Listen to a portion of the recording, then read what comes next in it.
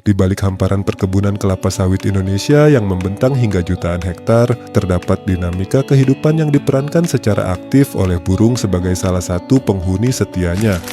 Lanskap kebun sawit yang kerap dipandang sebagai habitat yang tidak ramah bagi satwa liar, ternyata menyimpan daya tarik tersendiri bagi ratusan spesies burung. Struktur vegetasi berlapis, kelimpahan serangga, ketersediaan buah, hingga kondisi mikroklimat yang lembab menjadikan lanskap perkebunan ini sebagai ruang hidup yang aktif dipilih oleh burung.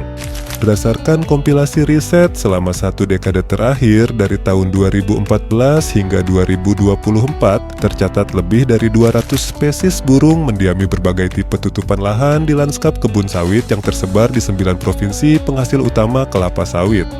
Publikasi dari Mariapan tahun 2023 mengungkapkan bahwa kehadiran mereka bukan sekadar hasil toleransi terhadap gangguan manusia, melainkan cerminan kesesuaian ekologis antara kebutuhan hidup burung dan apa yang ditawarkan ekosistem kebun sawit. Salah satu daya tarik utamanya adalah kelimpahan pakan.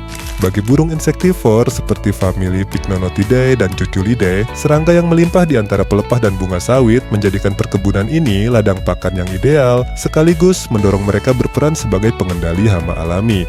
Menariknya, saat aktif mencari serangga di sekitar bunga sawit, kepakan sayap mereka turut membantu proses polinasi melalui media angin, sehingga kehadiran mereka memberikan manfaat ganda bagi perkebunan.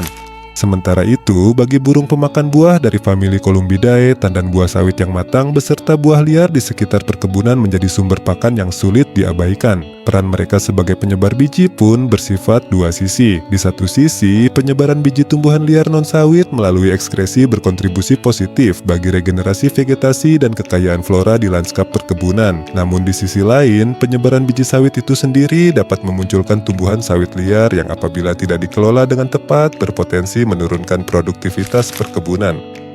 Koridor hijau dan vegetasi non-sawit di sekitar perkebunan juga mengundang kelompok burung polinator seperti famili Nectarinidae yang memanfaatkan nektar bunga tanaman penyangga sekaligus menjaga keragaman flora.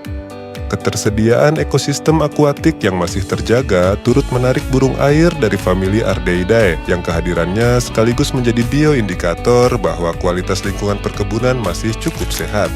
Adapun kelimpahan tikus yang kerap menjadi hama di kebun sawit menjadi daya tarik tersendiri bagi burung hantu serak Jawa. Dengan memanfaatkan sarang buatan yang disediakan oleh pengelola perkebunan, serak Jawa hadir sebagai solusi pengendalian hama tikus yang ramah lingkungan dan efektif. Siklus ini dilengkapi oleh kelompok Corvidae dan burung raptor yang berperan sebagai petugas sanitasi alam dengan membersihkan bangkai dan sisa organik di lapangan, sehingga secara tidak langsung mencegah penyebaran patogen di lingkungan perkebunan. Keseluruhan gambaran ini menegaskan bahwa burung menyukai kebun sawit karena lanskap perkebunan secara nyata memenuhi kebutuhan ekologis mereka. Pada saat yang sama, kehadiran burung memberikan manfaat yang menopang keberlanjutan perkebunan itu sendiri, meski tidak seluruhnya bebas dari tantangan. Hubungan timbal balik yang kompleks inilah yang menjadikan integrasi konservasi burung dalam praktik agrikultur sebuah keharusan demi terwujudnya industri sawit yang berkelanjutan dan berwawasan lingkungan.